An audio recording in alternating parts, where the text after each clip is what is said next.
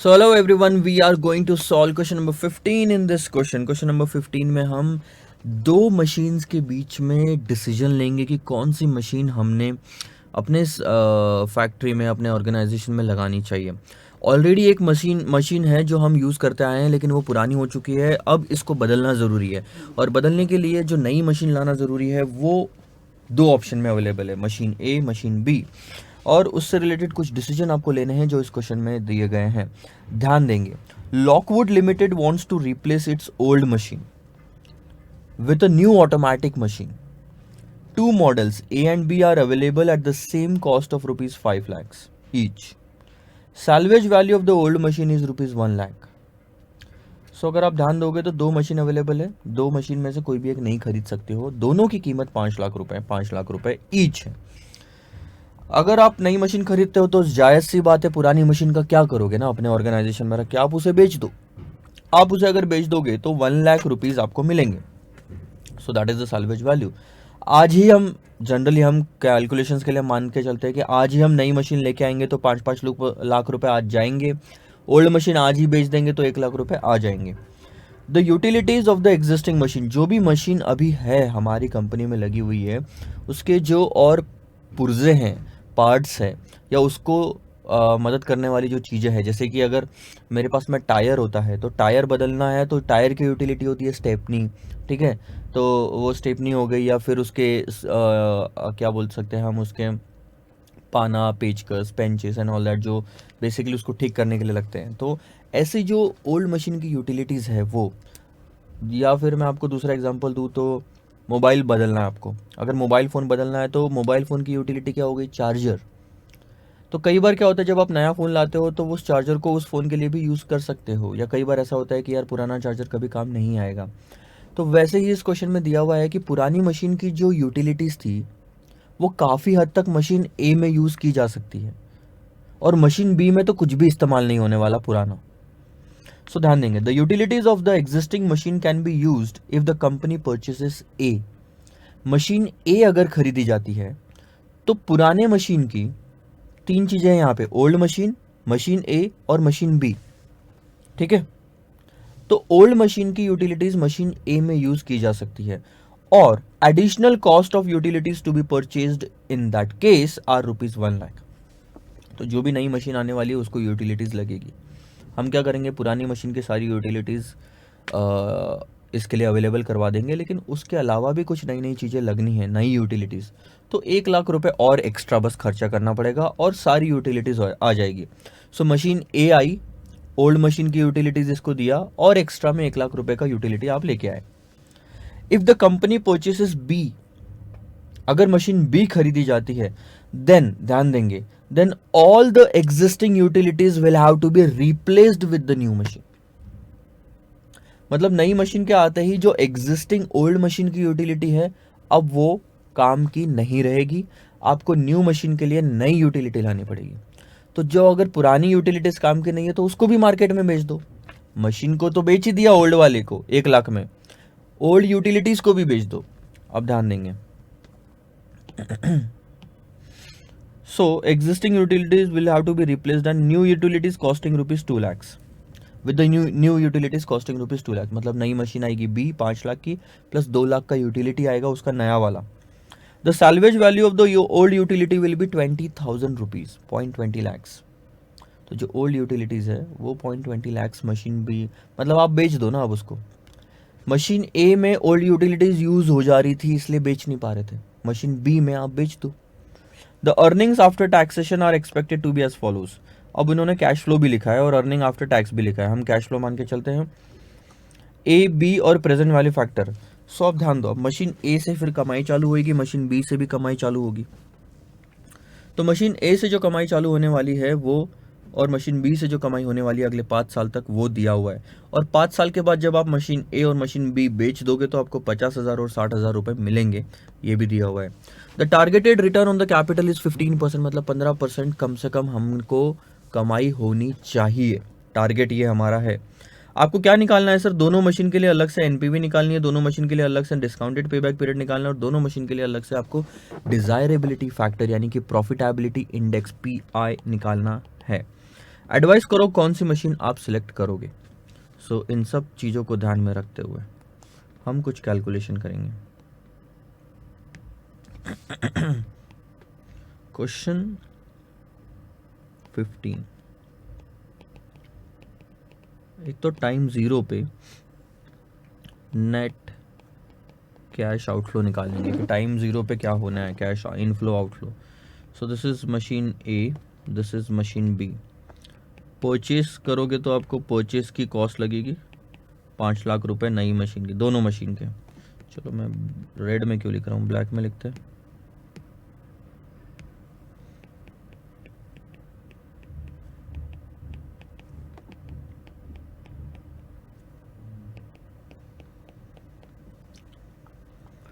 Old machine आप बेच दोगे तो उसकी वैल्यू कम हो जाएगी, उसका वो इनफ्लो में आ जाएगा। Salvage value of old machine, दोनों केस में ओल्ड मशीन बिक जाएगी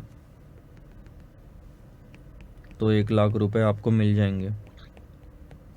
देखो मैं निकाल रहा हूँ कैश आउटफ्लो, इसलिए आउटफ्लो को पॉजिटिव में ले रहा हूँ और इनफ्लो को निगेटिव में ले रहा हूँ, ठीक है। प्लस यूटिलिटी कॉस्ट, जो नई यूटिलिटी खरीदनी पड़ेगी वो यहाँ पे मेरे को 1 लाख की खरीदनी पड़ेगी और यहाँ मेरे को 2 लाख की खरीदनी पड़ेगी। Less salvage value of old utilities, तो पहले वाले केस में तो मैं ओल्ड यूटिलिटी बेच ही नहीं रहा हूँ क्योंकि वो ए में इस्तेमाल हो जा रही है, और दूसरे वाले केस में मैं उसको बेच रहा हूँ क्योंकि इस्तेमाल होनी नहीं है वो। बी में तो नई यूटिलिटीज़ लगनी है, तो पुरानी यूटिलिटीज़ का क्या करोगे, बेच दोगे। सो 20,000 वहाँ आ गए आपके, ठीक है। तो इस तरह से, और तो आई थिंक ज़ीरो पॉइंट पे कोई कैश फ्लो है क्या, देख लो। मेरे को नहीं लगता ज़ीरो पॉइंट पे कोई कैश फ्लो और होगा। ये कहाँ आ गए हम,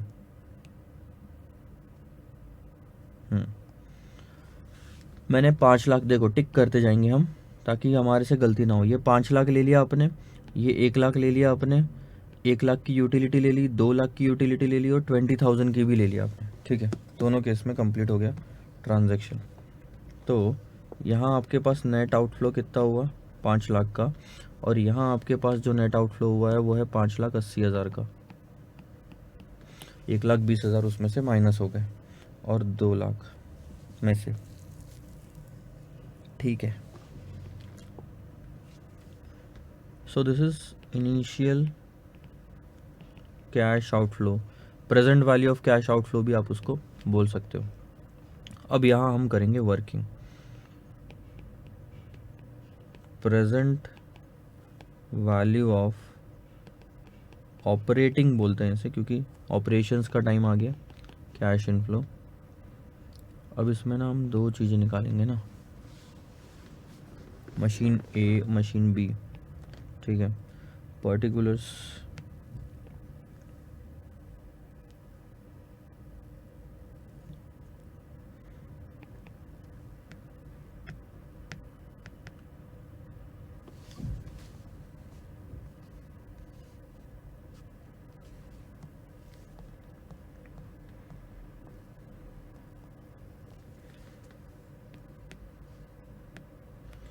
सो पर्टिकुलर्स यहाँ आ जाएंगे, या फिर सॉरी ईयर आएगा ना,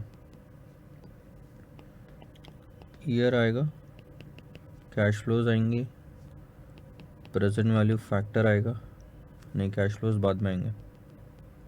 प्रेजेंट वैल्यू फैक्टर आएगा 15% पे, फिर यहाँ मशीन ए आएगी जिसमें प्रेजेंट वैल्यू और डिस्काउंटेड, यार यहाँ पे क्यूमुलेटिव वैल्यू ले ली,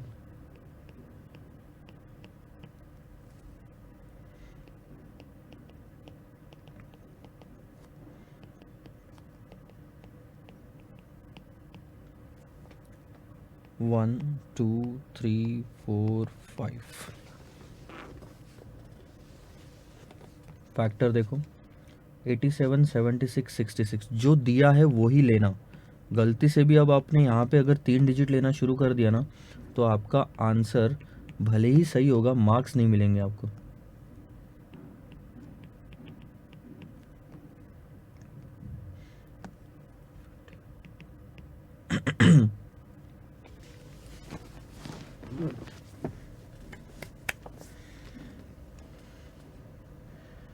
अच्छा कैश फ्लोज तो हमने लिखे ही नहीं ना,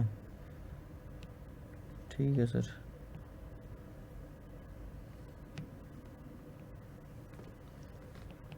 cash flows, present value and then cumulative. Cash flows, present value, cumulative, ठीक है लिख लेंगे आप। फिर 1.5, 1.8, 2 लाख,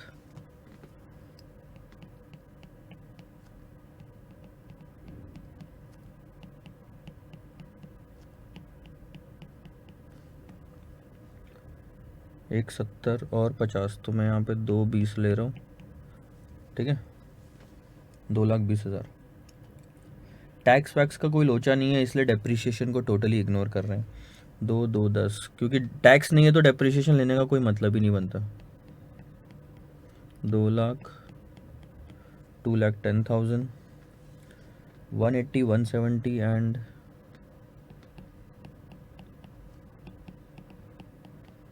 1 लाख। ये जो आखिरी वाला लिया है मैंने, ये दोनों की टोटल लिया है, क्योंकि ये दोनों पाँचों 5th ईयर के एंड में है, ठीक है, 5th ईयर के एंड में आ रहा है। गुरु हो जाओ शुरू, 87,000 कैलकुलेशन वाला पार्ट है, फटाफट कंप्लीट कर रहा हूँ, आपको समझ में आ रहा होगा। जो कैश फ्लोज है उसको मैं प्रेजेंट वैल्यू फैक्टर से मल्टीप्लाई करूँगा। 1,50,000 इंटू 0.76, दैट्स 1,14,000। फिर 1,80,000, 80,000 into 0.66, that goes to 118,800। 2 lakh into 0.57 goes to 114। 2,20,000 into 0.50 goes to 110, ठीक है। सो क्यूमुलेटिव अगर हम करना चाहें, क्यूमुलेटिव का मतलब क्या होता है पता है? मतलब आप टोटल करते जाओ। सो पहले साल में टोटल अभी तक हमने प्रेजेंट वैल्यू के टर्म्स में कितना इन्फ्लो ले लिया, 87,000। अब सेकंड ईयर में अगर आप देखोगे तो 87 प्लस 114,000 होएगा। सो दूसरे साल के अंत तक 2,01,000 रुपए का मेरे पास प्रेजेंट वैल्यू का कैश इन्फ्लो हो चुका है, प्लस 1,18,800। तीसरे साल के अंत तक 3,19,000, 3,19,800 का इन्फ्लो हो चुका है। फोर्थ ईयर के एंड तक मेरा इन्फ्लो जो है 438,800 का हो चुका है, सॉरी 433, ठीक है, प्लस एक तो फोर्थ ईयर के एंड तक 543,800 का मेरा इन्फ्लो हो चुका है। एक बार मैं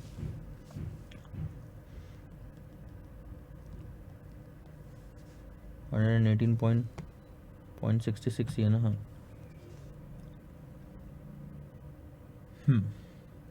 ठीक है sir. 2 lakh into 0.87 goes to 1,74,000। फिर 2,10,000 इंटू 0.76, 159,600। फिर 1,80,000 into 0.66, 1,18,800। 118,800, 1,70,000 into 0.57, that's 96,900, and 1 lakh into 0.50 is 50,000। अब आप क्यूमुलेटिव कर लो उसको।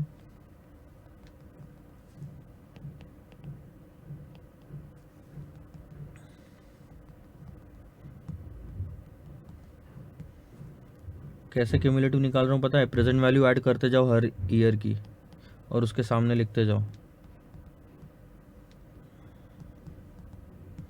450 to 400,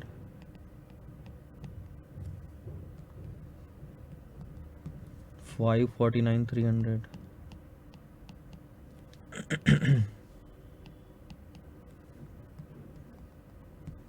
599,300। सो टोटल इसकी आती है 543,800, दिस इज 599,300, ऑलमोस्ट 6 लाख है वो। मैं एक बार वापस टोटल कर लेता हूँ ताकि कैलकुलेशन में कहीं दिक्कत ना हो।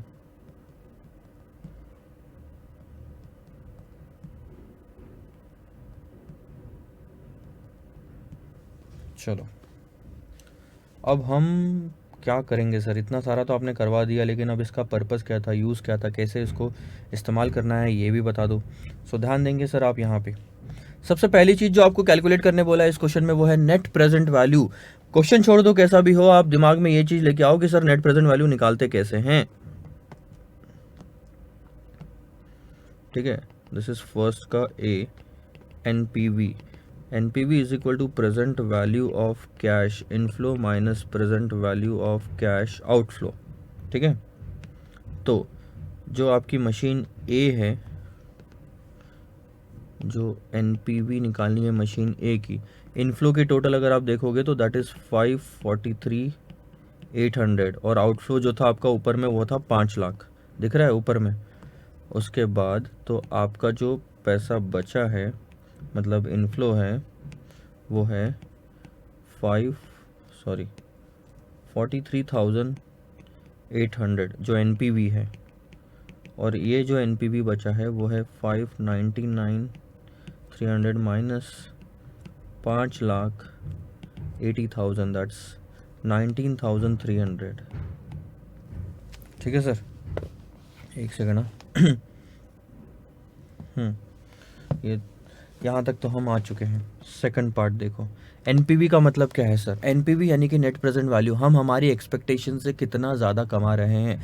अगर 15% एक्सपेक्टेशन हमारी है इस प्रोजेक्ट से और 15 ही हम कमाते तो आपका एनपीवी ज़ीरो आता, मतलब वो आपकी सारी एक्सपेक्टेशन को ख़त्म कर देता।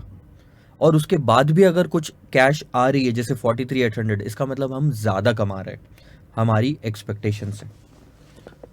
सेकंड पार्ट बी में क्या निकालने बोला है sir? Discounted payback period. अब डिस्काउंटेड पे बैक पीरियड और पे बैक पीरियड सेम है, सिर्फ फर्क डिस्काउंटेड पे बैक पीरियड में ये है कि आप टाइम वैल्यू कंसिडर करते हो। सो डिस्काउंटेड पे बैक पीरियड में आपको ये देखना है कि कब आपने अपना जो आउटफ्लो था स्टार्टिंग का 5 लाख हो या 5,80,000 हो, वो कौन से पॉइंट पे रिकवर किया, प्रेजेंट वैल्यू वाले कॉलम में। So discounted payback period, ध्यान देंगे आप, discounted payback period for machine A. अगर आप ध्यान दोगे तो आपको रिकवर कितना करना था बताओ। डिस्काउंटेड पे बैक पीरियड, पे बैक पीरियड ये बोलता है कि कब आप अपना इन्वेस्टमेंट रिकवर करते हो। तो इन्वेस्टमेंट कितना है? 5 लाख का आपको दिख रहा है स्टार्टिंग में इनिशियल कैश आउटफ्लो। अब ये 5 लाख आपके कौन से पॉइंट पे रिकवर हुए ये आपको पता लगाना है। सो कौन से कॉलम में देखेंगे सर? आप इस कॉलम में देखेंगे इसको, क्यूमुलेटिव वाले में, कि कौन से ईयर में 5 लाख रुपए आपके पास वापस आ गए थे प्रेजेंट वैल्यू के टर्म में। तो अगर आप नोटिस करोगे तो आपको इस और इस वाले ईयर में, 4th और 5th ईयर के बीच में कहीं तो 5 लाख रिकवर हुआ, ये समझ में आएगा। सो कम से कम पे बैक पीरियड आपका कितना होगा सर? 4 ईयर्स का। 4 ईयर्स से कम तो नहीं हो सकता। प्लस अब अगर आप ध्यान लगाओ तो 4 ईयर्स तक कितना रिकवर हो चुका था? 433,800। कितना रिकवर हो चुका था? 433,800। रिकवर कितना करना है सर? 5 लाख रुपए। कितना बच गया रिकवर करने का? कितना बच गया रिकवर करने का ये पता करो। आई बात समझ में? कितना बच गया रिकवर करने का सर? ये रहा डिफरेंस। 5 लाख रिकवर करना था लेकिन 433,800 ही रिकवर हो पाया। तो इतना जो है डिफरेंस जो है ये रिकवर करना बाकी है, मल्टीप्लाइड बाय। ठीक है। आपने एक साल में 4 से 5वें साल तक जब गए तो एक साल में एक्चुअल में रिकवर कितना किया ये बताओ। आपने एक साल में रिकवर कितना किया सर? 543,800 और 543,800 और 433,800 के बीच का डिफरेंस, यानी कि आपने जो एक साल में रिकवर किया वो है 1,10,000। जो 5th ईयर में आपने रिकवर किया वो है 1,10,000। यानी एक साल में आप 1,10,000 रिकवर कर सकते हो। तो कितने साल में इन दोनों के बीच का डिफरेंस आप रिकवर करोगे? अगर मैं लिखना चाहूँ 4 प्लस कितना आएगा ये 1/1 लाख। 1 साल लगता है 1,10,000 रिकवर करने में, तो कितना टाइम लगेगा 5 लाख माइनस 433,800 रिकवर करने में 66,200। इसका मतलब ध्यान दो अब क्या होता है, 4 साल तो कम से कम है, उससे आगे बढ़ना इसलिए प्लस का साइन लिया। 1 साल लगा क्योंकि 4 और 5 के बीच में कहीं, तो 1 साल लगा आपको 1,10,000 रुपए रिकवर करने में। 1 साल लगा आपको अगर 1,10,000 रुपए रिकवर करने में, तो बताओ 66,200 रिकवर करने में कितना टाइम लगेगा। So this is kind of interpolation. 66,200 divide by 110 plus 4, so this is 4.6 years. This is your discounted payback period. मतलब आपको अपना पैसा रिकवर करने में 4.6 ईयर्स लग गए मशीन ए में। सेम चीज हम कैलकुलेट करेंगे सर मशीन बी के लिए, डी पी बी पी। अब मशीन बी में आपको कितना पैसा रिकवर करना था, 5,80,000 रुपए। ये दिख रहा है क्लियर कट वहां पे कि 5,80,000 रुपए सर हमको रिकवर करना था। लेकिन ये 5 लाख, अब देखो कि ये 5,80,000 रिकवर कौन से ईयर में हो रहे हैं। अगर आप नोटिस करोगे तो आपको ये वाला कॉलम देखना है मशीन बी के लिए, क्यूमुलेटिव। और अगर आप ये वाला कॉलम देखोगे तो ये 2 ईयर्स आपको मिलेंगे जिसके अंदर में 5,80,000 की फिगर आती है इन दोनों के बीच में, ठीक है। और 5वें साल में आपने ये वाली फिगर रिकवर की थी 50,000 की। सो उसी तरह से हम सॉल्व करेंगे। कम से कम 4 साल तो दिख ही रहा है आपको, चौथे साल में ही है ना आपको 549। सो कम से कम 4 साल, 5,80,000 रिकवर करना था, लेकिन हमने कितना रिकवर किया 549,300। यानी इतना जो बैलेंस बचा है वो रिकवर करना बाकी है। 1 साल लगते हैं 50,000 रिकवर करने में। सो 4 + 1/50,000 मल्टीप्लाइड बाय इन दोनों के बीच का डिफरेंस, दैट्स 3,700। इसका मतलब समझ लो, आपको पूरा 1 साल लगा था। एक सेकंड ना,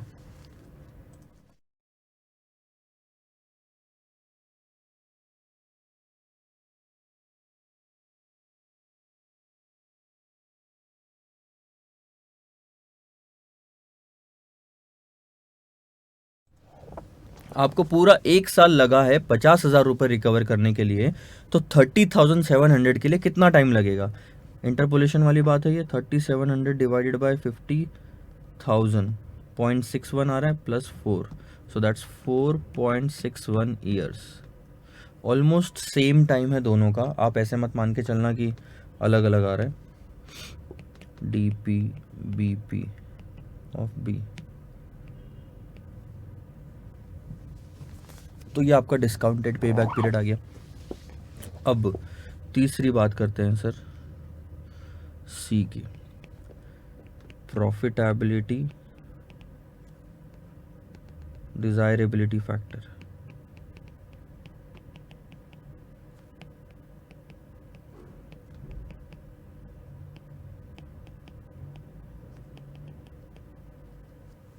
प्रॉफिटेबिलिटी इंडेक्स क्या बोलता है। प्रॉफिटेबिलिटी इंडेक्स का फॉर्मूला ये बोलता है कि सर पीआई का मतलब होता है present value of cash inflow divided by present value of cash outflow. यानी 1 रुपए के आउटफ्लो के बदले, मेरी जेब से अगर 1 रुपया बाहर जाएगा तो उसके बदले में कितना अंदर आएगा, कितना अंदर आएगा। So machine A, PI of A, cash inflow कितना है 543,800, आउटफ्लो कितना है 5 lakh. Machine B, cash inflow कितना है 599,300 और इनफ्लो कितना है 5,80,000। सॉरी, आउटफ्लो कितना है 580। सो अब इसका जब आप आंसर निकालोगे 543,800 है ना, हाँ,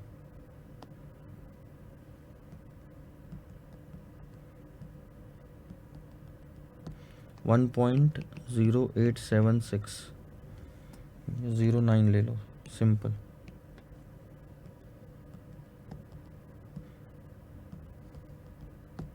वन 1.03। इसका मतलब भी समझो क्या होता है। Profitability index of A is 1.09 का मतलब ये होता है कि 1 रुपया मेरे कंपनी से या मेरे जेब से बाहर गया तो 1.09 आया। वही 1 रुपया अगर बी मशीन में जाता बाहर तो 1.03 ही आता। यानी कि कौन सा बेटर है? 1.09 वाला, जिसमें ज़्यादा पैसा आ रहा हो।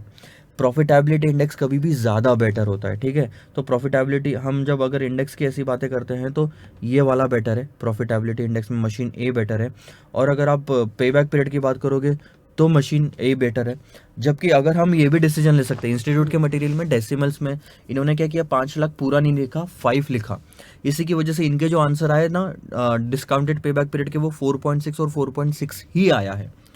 हमारे इसमें बहुत 0.01 का डिफरेंस है, तो दोनों सेम है एक तरह से, तो इसके बेसिस पे डिसीजन ले ही नहीं सकते। और एनपीवी भी अगर आप देखोगे तो एनपीवी में भी मशीन ए बेटर है। तीनों केस में मशीन ए बेटर आ रही है, तो मशीन ए हम चूज करेंगे। B,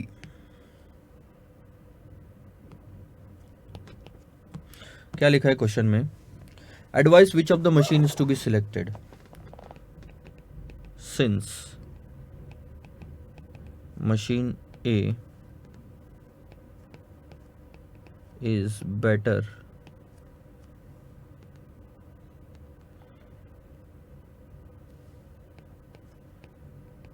has higher NPV, higher PI and almost equal discounted payback period when compared to machine B, it should be selected.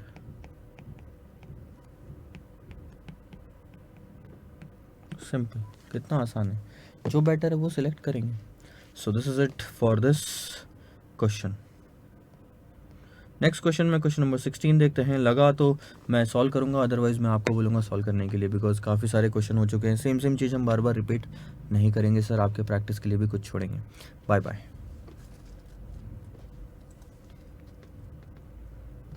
Hello, 1 second.